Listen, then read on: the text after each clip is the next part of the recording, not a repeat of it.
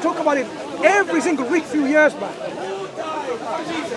Why is it impossible to demonstrate? So this is maybe you can ask the critics of Islam. Have you found any? If you can't find any, then ask yourself, why are you unable to find an error? Error where you expect it to find a book that is not just any book free from any errors is from God. That's not what we're saying. A book like the Quran, you expect it to have errors. If I give you a phone book with no mistakes, everyone's phone number is correct, it doesn't prove it's from God. Yeah? But if I give you a book that talks about the ancient history, what happened 1,000 years ago, what they did and what they left, and I talk about what will happen in the future, it cannot get it all wrong. Imagine the Quran says, look at those two superpowers, the Byzantine Empire and the Persian Empire. The Romans have been defeated. But soon what will happen is they will regain the fall of victory. Constantinople. They will regain victory between 3 and 9 years. It's easily falsifiable after 3 and 9 years. On the 10th year, if they didn't regain victory, the Quran would have been false. Oh, so the Quran predicted the fall of That's what the Constantinople. Quran says. غُلِبَتُ الرُّومُ. The Romans And in the Ottoman Empire, and the Ottoman Empire, he was... Not the Ottoman. No, because the Ottoman Empire, they took Persian and over. the Byzantine. Okay, but I'm talking about the fall of the Roman, after the Romans took over. This is talking about the Romans and the Persians. Okay, not the, okay. So that's a lot before, way before. So the Quran is revealed when it's unnecessary for an imposter prophet to have his prophethood on stake. What if it turns out to be false? Then he's going to be a false prophet and the Quran's going to be a false book. Easy. You know, many people say the world's going to come to an end in 2020, in 1987, whatever. And when that year comes, we know that they were liars. They are fraudsters. Yeah? So the Quran was an ample opportunity for the critics of Islam to demonstrate to the whole world Islam is a false religion, Quran is a false book claiming to be from God, and Prophet Muhammad is a false prophet, an impostor. But it exactly turned out to be as the Quran said. How do you predict between two superpowers that, imagine now somebody says, Russia in 2 years later will overthrow America. How can you say that? I mean, you don't even have no idea what's going to happen in the future. It's easy to prove you wrong 2 years later. So what does the future hold then, according to the Quran? So the Quran, brother, what I'm saying, the Quran gives you all these falsification tests to prove it wrong, and people cannot falsify it. Okay? Now your question about similarities. You asked about how is the Quran similar?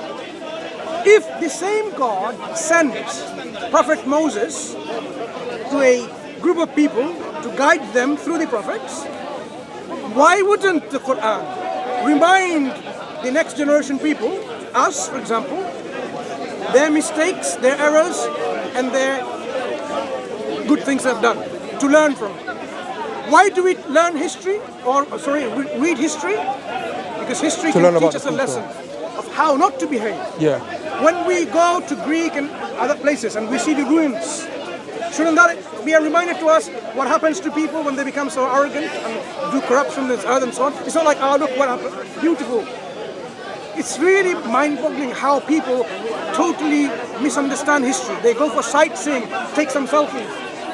You should be asking yourself, that empire that they built, why they were destroyed? What happened to them? No traces left apart from few stones.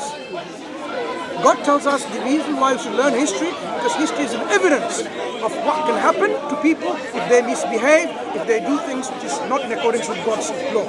Yeah? So when the Quran reminds people of what happened to the people who call themselves Christians, they venerated Christ so much they elevated him into a God. And God says, no, desist. Your God, your Lord is one. He doesn't have a son, and God is not a Trinity. So the Quran corrects them. So of course Quran engages with the previous people's belief system to show what is correct and what is false. That's why similarities are there and differences are there. But would you agree with me if I say even Islam has a bad history as well? What do you mean by bad history? I wouldn't say bad, but it has obviously in the early stages of Islam there was conflict, the Crusades. Islam didn't initiate the Crusades. Okay. What are the Crusades? But then even within Saudi Arabia, they had to fight. You know what the Crusades are? Yeah. When Islam is expanding, Where is it expanding? To some other land. Yeah. Whose lands? Catholics, The lands by the Jews, Christians and yeah. the Roman Empire and so on and so forth. So they are now really concerned to protect their lands and their belief and so on. So they started fighting back. Okay? But they fought back unjustly. They not only killed the Jews. Who the Muslims fought back? Are you saying the Muslims fought back unjustly? Muslims can never fight unjustly. The principle of Islam is you fight those who fight you, but do not commit transgression. So what do you have to say to jihadists? So like 9/11, they did what they did in the name of Allah. The Americans, to them, yeah. who did it? No, I'm saying the terrorists. Regardless of who's done it, killing innocent people is wrong. Unacceptable, wrong, totally. Even if Muslims do it, can you say that? Even if Muslims Okay. do things which are un-Islamic, it's wrong. If a Muslim goes on and then takes the life of an innocent individual, he's a criminal or she's a criminal and they should face justice. So Osama bin Laden, who orchestrated 9/11. I'm not going to talk about any individual. I'm saying anyone. Because have you spoken to Osama bin Laden? I've never spoken to him. Exactly. So you don't know what he believed, what he Well, said, and so on. have you spoken to the That's Prophet? why I'm saying we cannot speak about people. We cannot speak about individuals and so on. We leave them, but we look at the apparent action.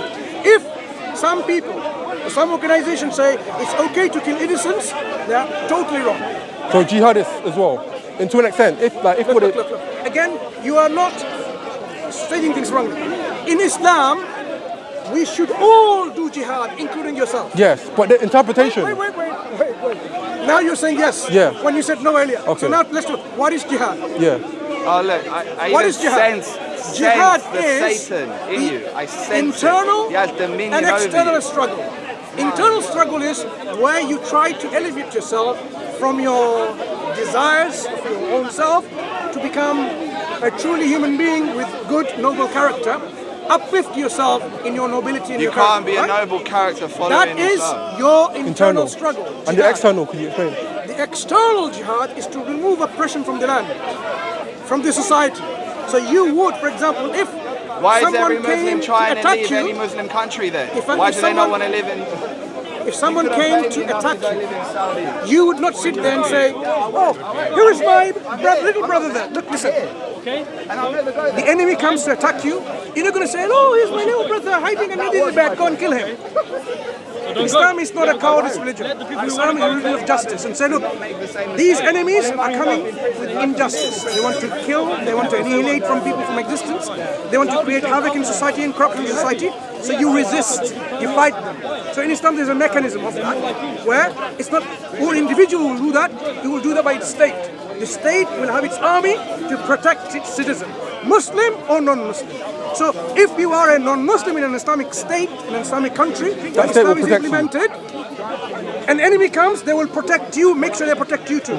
That is the justice of Islam. So jihad and jihadists are different things. Jihad is a very just universal principle what every human being should accept because it's all about justice. Okay, so now let's come back again to the point we're discussing. The Prophet, he cannot be an imposter when you look at his life again. So not only the evidence is brought that speaks for itself, but when we look at his life, so we talked about his truthfulness and reliability. What about his motive? Did he have a material motive, some kind of spiritual motive? Maybe he was imperialistic. Maybe he's whatever. Look, if you examine that, every single motive falls apart. Say someone wanted to some kind of, I want to be famous. That's why I'm doing it. Don't people do silly things on the social media? Silly things, really silly things. Eating kerosene or diesel and say, look at that. And people like and goes viral and say, look at that, I'm famous. But by doing that, they're saying how crazy they are. So he could have done something like, I want to be famous. But when he brought the message to Islam and they didn't like his message of unity, this pure monotheism, they even offered him, look, what do you want?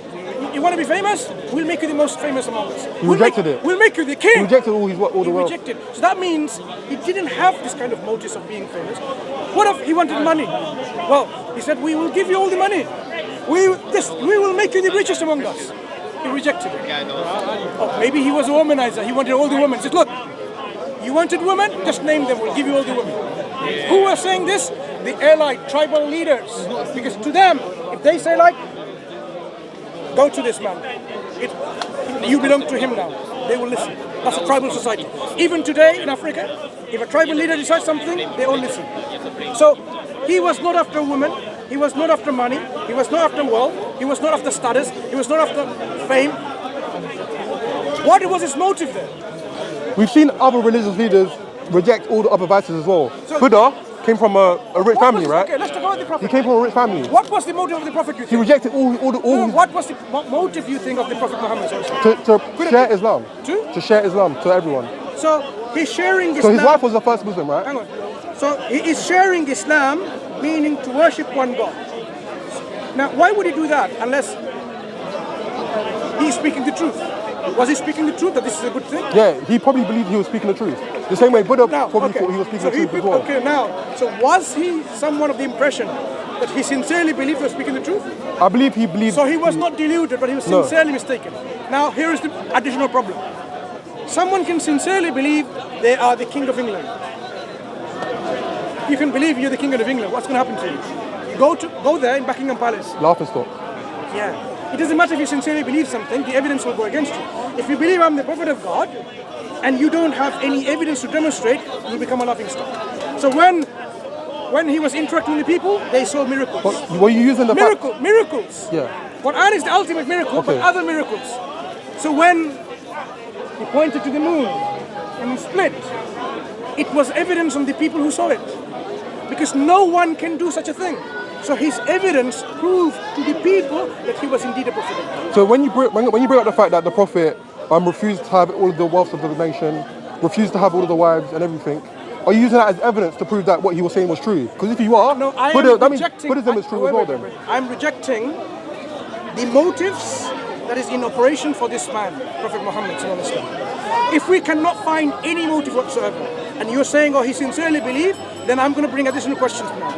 He sincerely believes he's a prophet, but he's not the all-wise. He doesn't know all the intricate details of past history. Neither does he have the access of the unknown, the unseen, of the future. So how does he reveal information of the future? How does he prophesy something that will happen in the future? How does he know information which is not possible to know without scientific advancements? You can That be in itself is a sincere. miracle. You can be sincere, but you cannot have this information. So the information itself will be an evidence against this belief that he was just sincerely believing in things. It will prove otherwise that he was a recipient of revelation. Because only revelation can explain what he has brought. Okay. That's why we're saying when we look at Prophet Muhammad sallallahu alaihi wasallam, you have no reason not to accept him. Because you can consider him the most wise, the cleverest statesman, the leader, political leader, the economist, the anthropologist, the biologist, the astrophysicist, whatever. But why are you not only ready to accept that it was none of his thing? It was a revelation given to him. That's what he says. It's not of me to tell you about the things. God reveals to me and I'm giving this to you. So to know that someone is a prophet of God, this is the internal critique that one you have to do like yourself, and ask yourself, what does it demonstrate? It doesn't demonstrate he's just copying the past, his guessworking in the future. Because even guesswork has a limitation. But he gets it all right. So it doesn't make sense to a sound mind that this man could have just produced this book. Because this book is now one of the biggest and the mightiest obstacle to people in terms of belief system. Because if they don't believe in it, they have to rationally justify their non-belief. Because the Quran is going to stand as an evidence against every single human being in the day of judgment. If they cannot explain the Quran and its source, that's why they try to say, oh, the Quran copied it, like you said, it copied it. But when you go and say, like, why did it avoid the mistakes then? Why did it not say the Quran, the human beings are made from the menstrual blood? When you find things which it goes against, why does the Quran say Jesus was crucified? That's what everyone believes, right? It's the most common thing everywhere. But do Muslims believe he was crucified? Yeah. So why does the Quran not copy that? Yeah. Why is the Quran going against the Christians? If they want, But they believe in immaculate conception though, right? if the Quran, I'm giving an example where there's Okay. a difference. Okay. Why doesn't the Quran So I'm tell gonna the get to that. Christians, I believe that Christ was crucified. Yeah, it's easy for you to believe. But it became an obstacle for them to believe. Why? Because that wasn't the historical reality. He was not crucified. So when you examine the Quran in this nature, you realize the Quran, in its linguistic immutability, It is falsification just of bringing error or discrepancy and the absence of that, and the information it provides of the natural world, the prophecies it makes of the future. It solidifies your scrutiny and saying, I am happy to submit and surrender. This information can only be from God. That's how one becomes a Muslim, by surrendering. Belief in Islam is a process of submission and surrender. What people don't realize, it's not that gut feeling. Yeah. You have, Quran says, فَعْلَمْ أَنَّهُ لَا إِلَهَ إِلَّا. Know with certainty. Certainty comes from what? This kind of knowledge that yes, now I know the Quran is from God. Now I know He's a messenger of God. And that's why when you say, I testify, testification of what? I testify meaning with my knowledge, with my sincerity. But there is no God worthy of worship except Allah alone. And I also testify that Prophet Muhammad is His messenger, His servant. The final. That internal realization in your heart is the first step of becoming a Muslim. The second step is showing that commitment. Not only I believe in that based on the evidence presented. I'll show it with my works. Exactly. Commitment by I'm going to say I'm a Muslim, by declaring it, and then by when I'm entered in the fold of Islam, I will behave as a Muslim. I will act as a Muslim. I will do the actions of a Muslim. So when it's Ramadan, I will fast. But before that, in your heart, there are many hundreds and thousands of people, they believe in the goodness of fasting. They don't have to fast, it's voluntary for them. But when it comes to the month of Ramadan, you have to fast if you're well and fit and you're not in a journey, for example, and so on. When the conditions are met, you have to fast, it's obligatory. When it's time for prayer, you have to pray, unless you are really sick or something like that. If the conditions are met, that you're able to pray, you should pray 5 times a day. Okay? There's no excuse, because you will be sinful, liable, accountable. That's why the declaration of the statement of belief entering Islam is so important, and it is seen a prerequisite of someone and their consequence in the hereafter. It's not believe in the heart and you die on it and that's it. God demands, expects from you, you make that statement and you die on that belief. So when you make that statement and you die on that statement, God has promised you paradise. So to make that statement, it's not easy. It really requires that much courage and conviction with certainty and truthfulness and sincerity, so that people say, now, I want to become a Muslim because I want to show my love, my gratitude to my Creator. Okay? Because the universe, remember your initial belief of the pantheistic universe, this universe doesn't demand anyone. It didn't send a book or a prophet or a messenger saying, believe in me and worship me and show gratitude. It doesn't do anything. That's why many Eastern traditions are like that, where you can believe in anything. Every way leads to God, it's okay. If you want to become a worshipper of a flower or a rat, doesn't matter. Cows. Yeah, they don't worship cow really. It's a misunderstanding. Okay. They venerate. They venerate meaning. But praise the shrines though. It's respect, because it's through this cow and all this. Okay. It's not literally worship. Okay. But they have different other forms of avatars which they represent, like God has represented in different avatars. If you've seen the movie Avatar, right?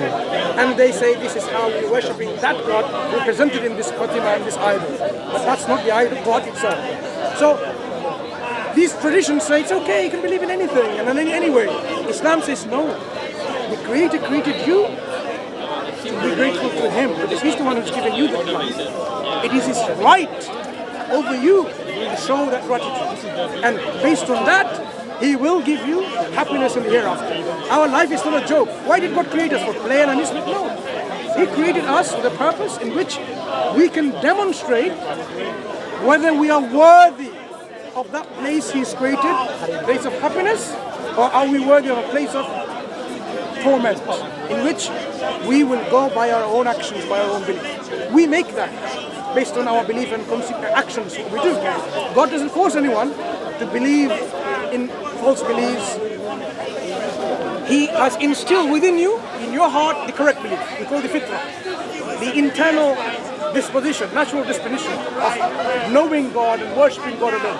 Even babies, children, when they grow up, they know there is someone higher. Okay? So He's instilled that, and He reminds you of your natural disposition, which may have been covered by your upbringing in a particular family, like you may be in an atheist family or a Christian family or a fire worshipping family, and they will cover that, what we call societal conditioning. Conditioning, brainwashing, Echo chambers. Society, yeah? Echo chambers. That's why the fitrah, the natural disposition, covers up, gets cloudy in the judgment.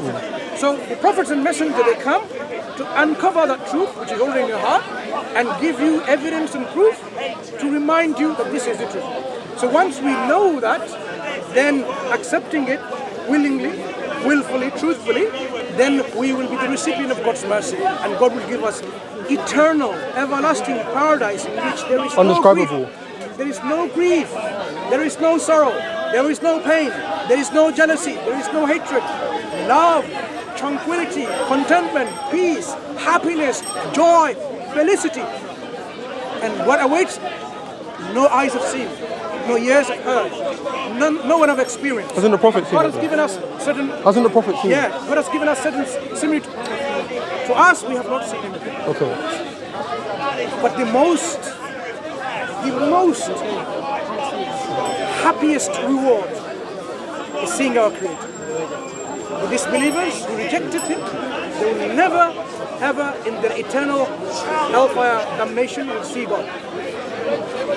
Imagine you love someone so much, you'd be so eager to see them, to meet them. So the believers who love God so much, they will see God without any unclarity, as is so clear. Yeah? That is the highest reward that one can achieve. A believer strives for that. It is not that we believe as Muslims by following all these rituals and laws because of the fear of the punishment of God. No, that is one aspect true. But we have a balance of life. We fear the punishment of God by disobeying Him. But we also are hopeful of His reward and seeing Him. Yeah? So this between the hope and the punishment and the mercy and this expectation, right? That is a balanced way of life in which it puts your life, your whole everyday living in check.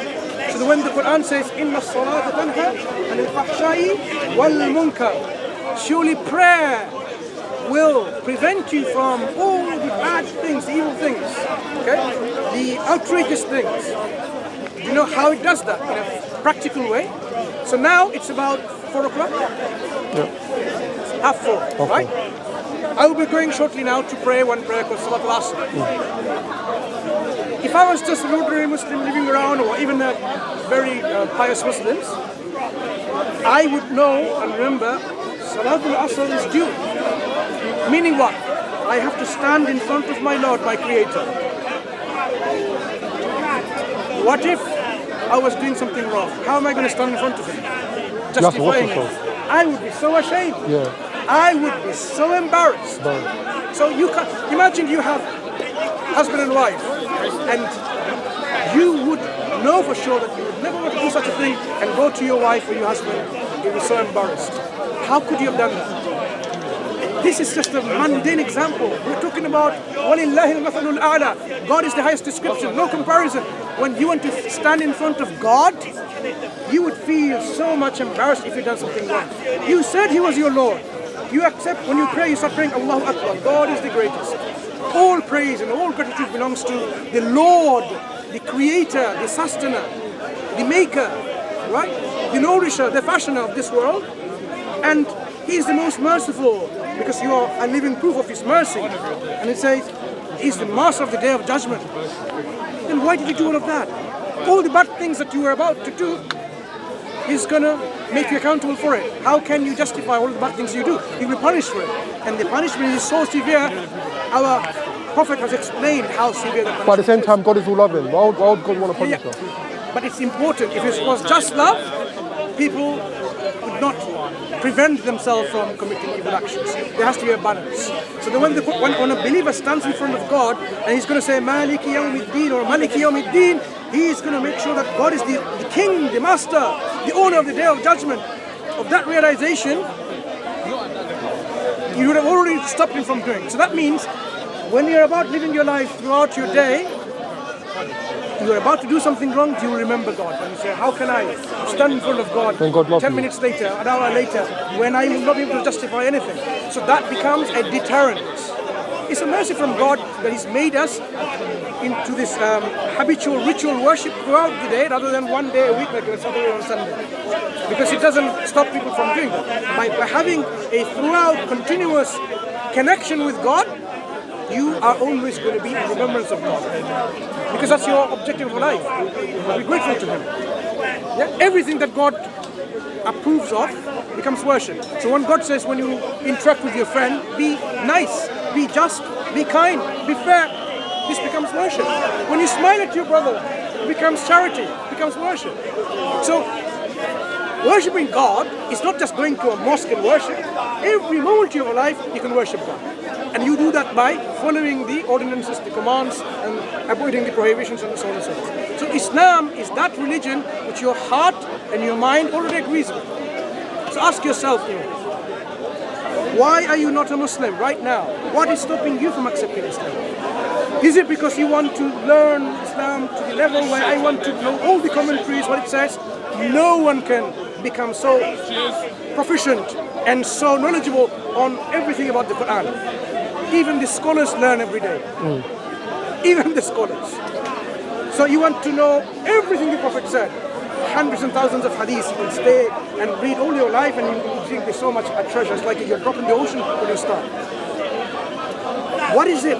If you think this is the case, you'll never ever finish the ocean of knowledge of Islam. But if you know that what it requires for you to Muslim is to be convinced that there is no God worthy of worship except one. I agree with that. If you all be on your heart, that's first part.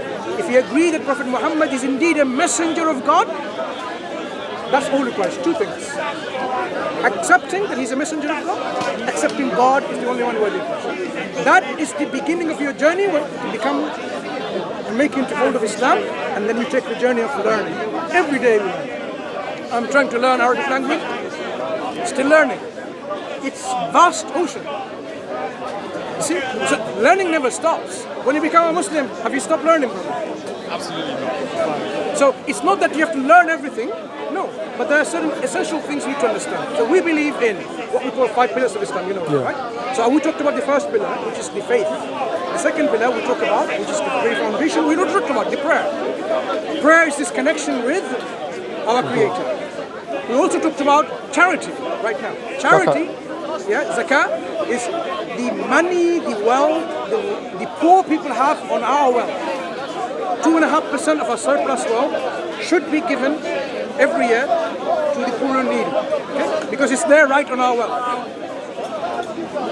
The other thing is about fasting, which we also talked about already. I still fast as well sometimes. I just fast. So God wants us to show this kind of perseverance, the training, the development, where fasting makes people God conscious. That's what the Quran says. Yeah, I agree with that. Yeah. So the other thing we also talked about, the Kaaba. So subconsciously or unconsciously, I've already talked about the belief that Muslims circumambulate in Hajj, right? Where we once in a lifetime, if we're physically able to, financially able to, we go there to make this pilgrimage where we say labbaik Allahumma labbaik, labbaik la sharika laka labbaik, innal hamda wan ni'mata laka wal mulk la sharika lak. Oh Lord, I'm present. Oh my Creator, oh my Lord, I'm here, I'm responding to this call. There's no partner with you. You are one and only. So this call that when you go there, it will transform your life. That you will show and connect yourself in the presence of the very monotheistic center in which idol worship was dismantled. Pure monotheism established. You will remember this was the first house built to the worship of God. As you circumambulate, you will feel connection with your Creator, with this house. In fact, everything in the universe, nothing stops and static. Everything revolves. Atoms, electrons, everything. This is their worship. So you would do that worship once a lifetime, and it has many other benefits, demonstrating yourself this universal message of Islam, universal bond of Islam. So 5 pillars. We believe in what is called the articles of faith. Believing in Allah, believing the prophets and messengers He sent. We talked about that already. Even the ones before Muhammad. Yeah. Because God is not the God of the Arabs. God is God of all, and all humans, and all other creation. So He sent prophets and messengers to communities before to guide them to the truth, the same message of Islam. So we say we believe in all the prophets and all the messengers. We make no distinction between them. We believe in the revelation that was sent to them, the books that God has given them for the guidance. We believe in the angels that God has operated in this universe, the angels of death, the angels of revelation, the angels who are writing our deeds, because this is God who's operating in this universe in such a way, people can have no excuse later on because this is how it are.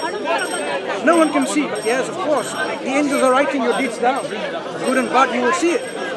So we believe in the angels. We believe in the life after death, in which we will be resurrected and we will be accountable for our belief and our deeds, and we will be judged. We believe in the good and bad that comes from God, because God is the one who has governed the outcome of everything, but He's also given us some free will, okay, in which we can operate. So all of these are the articles of faith, the pillars of Islam. If you accept and believe in them, you are a Muslim. So all it's required from you is to make that declaration. Yes, I do testify. Are you ready? I'm ready. First, I will tell you in English, as I mentioned again. Basically, you will say, I bear witness and testify. In English? English first, Okay. so that you know what I'm saying Yeah. in Arabic.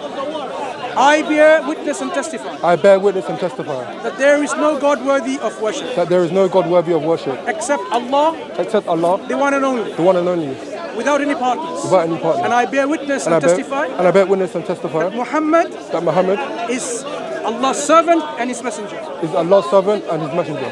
Ashhadu Ashhadu an an la la ilaha ilaha illallah illallah wa ashhadu wa shashhadu wa ashhadu wa ashhadu wa wa ashhadu ashhadu anna an anna Muhammadan Muhammadan abduhu abduhu wa rasuluhu. wa rasuluhu.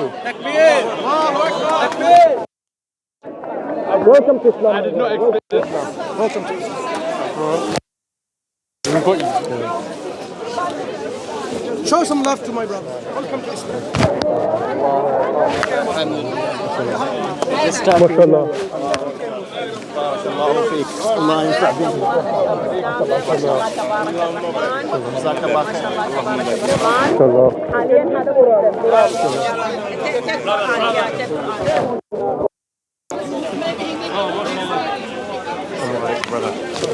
Alhamdulillah. Allahu Akbar. Allahu Akbar. To Allah belongs all praise and gratitude. So you need to be thankful to Allah that He's removed that obstacle which was preventing you from a long time. You already knew in your heart. Did you know? But it's just obstacle that was remaining. So now, inshallah, there's a lot of things to do. I would suggest you go home, take a shower, and stand in front of Allah in your own language and thank Allah sincerely. Be in company of the Muslims, good Muslims. I'm sure your friends are very good. That's why they brought you here. And start learning Islam from people, from teachers, not from just a YouTube lecture and a debate. Learn, sit down with the scholars. Okay? The first and foremost thing is to learn how to pray, because this is the connection that you're going to have with God. Initially, you would not know what to say and so on, but brothers will teach you how to even say Alhamdulillah or Subhanallah. Yeah. Allahu Akbar. With these, you're going to start learning your prayer, and you're going to start learning gradually how to say the words in prayer. This is a prayer mat, a gift from the brothers has given you. The prayer mat, it's a prayer mat. When you stand, you can read, it tells you exactly the different sequence and what to say in English transliteration. Okay? There's a copy of the Quran in English and of course some other literature. So, brother, you have to really make the effort now to learn and to show, because you know now all your previous sins are forgiven. You have a clean slate. Anything that you have done earlier, so God has changed your bad deeds into good deeds. So you already have something even more, right? Your good, bad deeds are converted into good deeds. So sins are forgiven means you're like a newborn baby. So this is the time to really, all your bad habits that you had, start gradually removing them. If it's so difficult, gradually. If it's not difficult, immediate. And start learning and practicing. If you do not be in the company of the Muslims, You straight away. you will be, because look, shaitan is real. Shaitan will try to say, look, I have a bigger job to try to, whisper and all these things. So you need to be strong. You need to start learning. If you have families, they might be stopped from the family as well. So a lot of learning to do and become strong. Only way you can become strong is to have the iman, the faith stronger. And how you do that? By connecting to your Lord, your Allah. And how are you going to connect? By having regular prayers, establishing the prayers. It's very important. If you can establish that, inshallah, you realize it becomes easy. make it into a habit of visiting a mosque nearby. If it's not nearby, at least go there as much as possible there and be in the vicinity area in which Allah is worshipped with all heart and sincerity. You will see the connection. And as more and more you realize, if you have financial means and so on, then of course you'll go to Hajj and you will see this. But important for you now is to take those baby steps. And I expect, my brother, inshallah, and see you in weeks or months or years' times, to learn from you. So that you have learned, so that not only you're practicing, but you're also imparting Islam to other people, if you are able to. Because you have gone through the experience of this transformation. You can help others who are still within this particular experience, and you can help them to come out of it. That's why one of the good things is when people revert to Islam, they can really affect other people like-minded with them. Okay? It's an opportunity, don't waste it. It's not an obligatory on you, it's an obligatory when you're able to. In Islam, you are only able to do some things, then it becomes the role for you to play. Otherwise, God doesn't oblige you to do some things when you are not able to do so. Okay? Does that make sense, brother? So don't waste too much time here. I would really recommend go home, wherever you are, take a shower, and thank Allah subhanahu wa ta'ala. Take, because you know him from from school. School, I've right? already done that. Mosque nearby? Near him, actually, I'm still close to Lambeth. Oh yeah, when you can come to my mosque. Right. Can you really connect him with some alims, some طلاب العلم, inshallah, who can really mentor him and show him gradually and teach him? Because I don't want the brother to learn himself by reading from an internet. Definitely. Someone take the opportunity. If you want, you can I can take your number, inshallah, and I can connect with some, I know, a group, a young brothers group they've created also with mentoring. So let me just be off camera and then I'll take your number, inshallah. I know a reverts group in Brixton as well. So. Remind everyone's, don't give up. Don't give up conveying Islam in your words and your actions. In fact, You've just there's a missed class. Don't give up. Congratulations. There's still hope. When are you gonna do it? When's your turn? So take this as a lesson. I don't know, man. Pretty lost soul, man. So this is, I know the brother. It's like a new reverts class for men and women, and they will just teach you the basics. You know, insight into Islam. And bring them back to Islam. To send it. So may Allah guide us all through Do you feel like a weight's been lifted off? Yeah. Now it's just literally step by step. Brother, I'll put it here.